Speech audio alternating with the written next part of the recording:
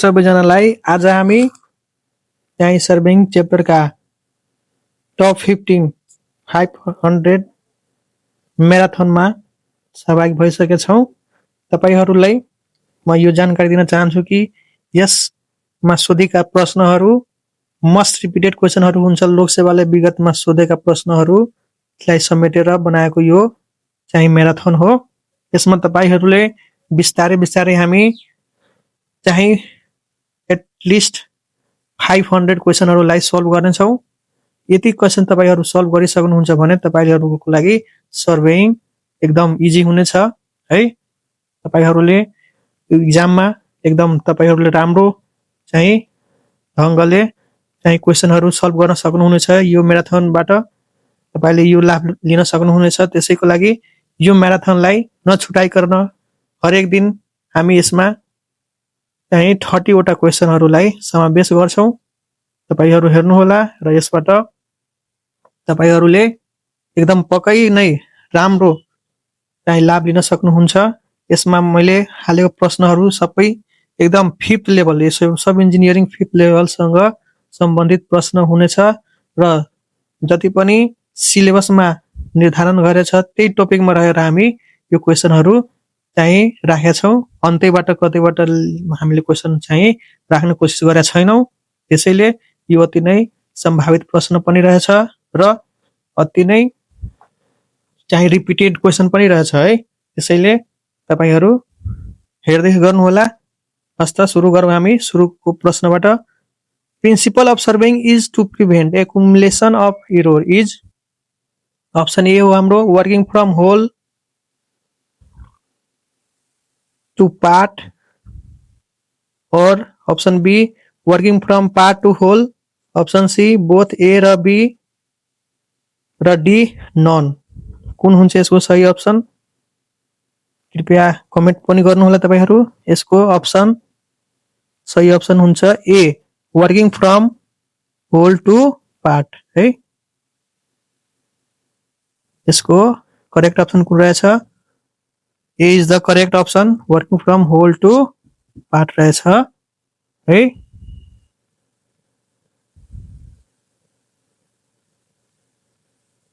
एकैछिन है।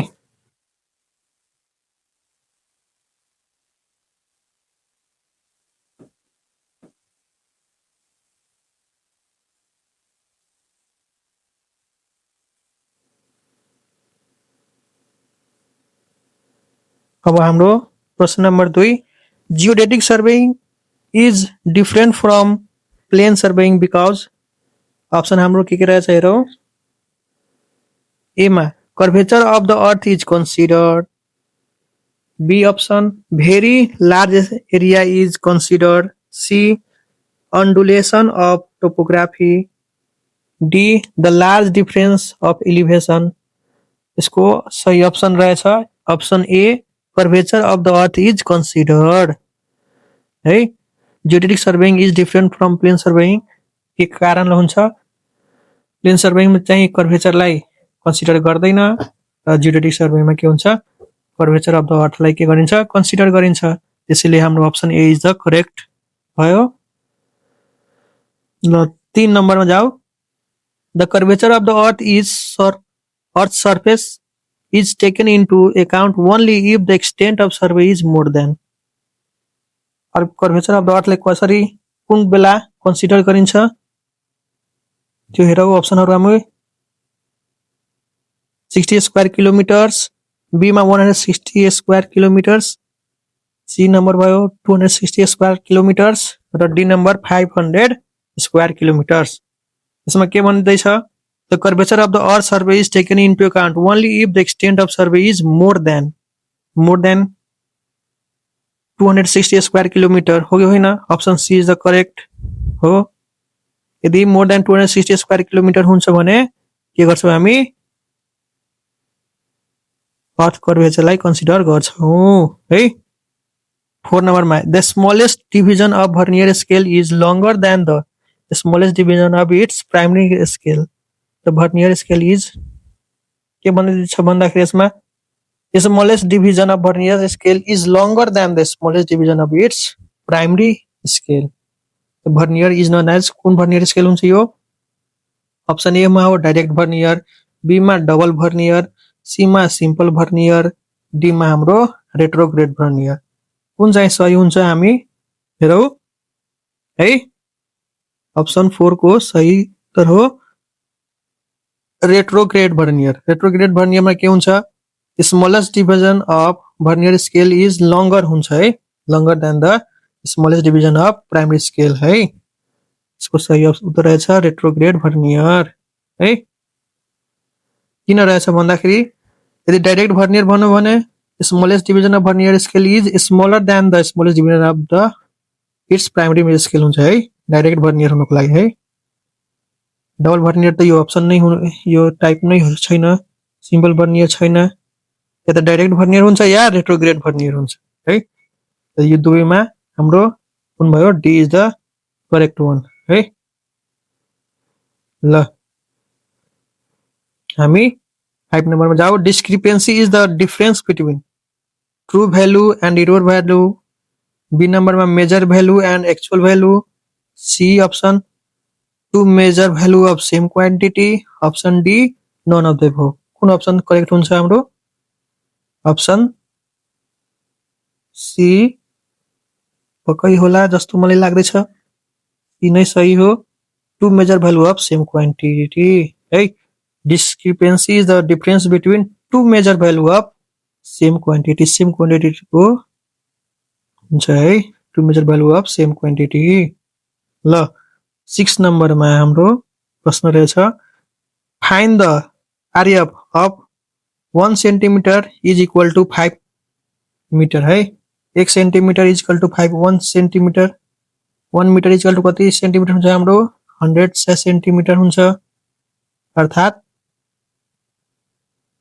1/500 है हाम्रो राइट आन्सर हुन जान्छ त्यसो भए करेक्ट अप्सन कुन हो C 1/500 is the correct option 7 number में the disintegration of scale recommended by IS 1491 1959 is option A रहेछ A to E option B रहेछ A to C option C रहेछ A to D र option D रहेछ हाम्रो A to F इसको correct चाहिँ हुन्छ A to F is the correct option है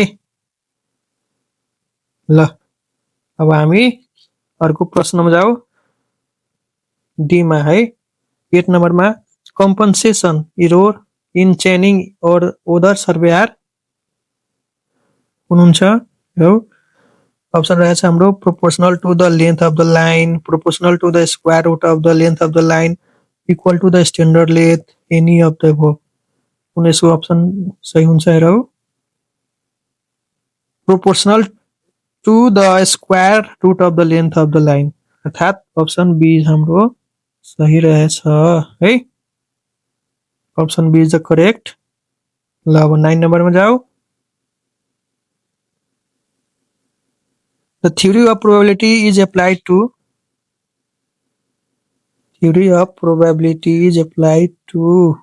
है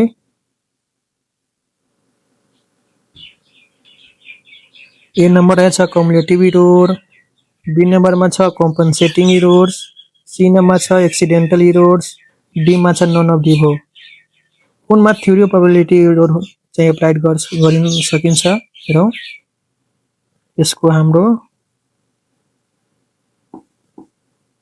compensating error हुन सक्छ जस्तो होइन accidental है accidental error मा चाहिँ theory of probability एप्लाइड गरिन्छ है हाम्रो option C is the correct ल 10 नम्बरमा जाऊ हामी 10 नम्बरमा छ हाम्रो प्रश्न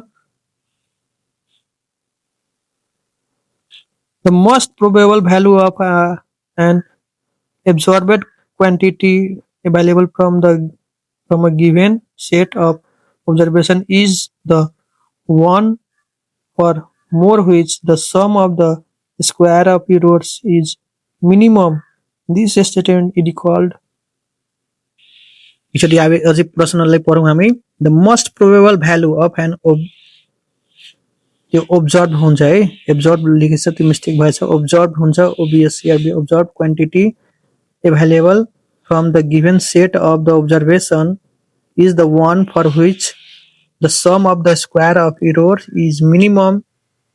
This statement is called principle of least square. A मा छ option B law of errors, C मा छ principle of square errors र D मा रहेछ हाम्रो none of the above है 10 नम्बरमा हाम्रो हुन्छ principle of least square है यो हाम्रो करेक्ट रहेछ अप्सन ए त्यसपछि हामी जाऊ 11 नम्बरमा the maximum allowable limit up to that a measurement may vary from that true value is known as permissible errors.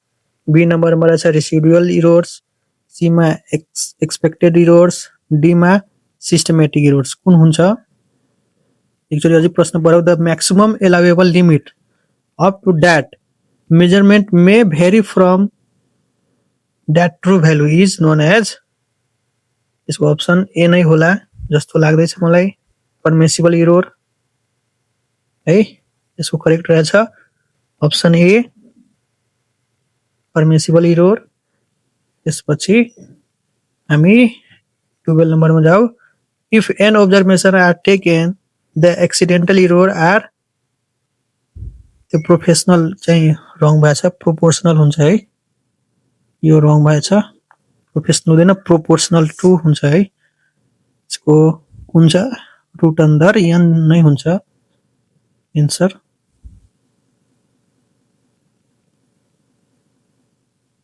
12 को C is the correct option है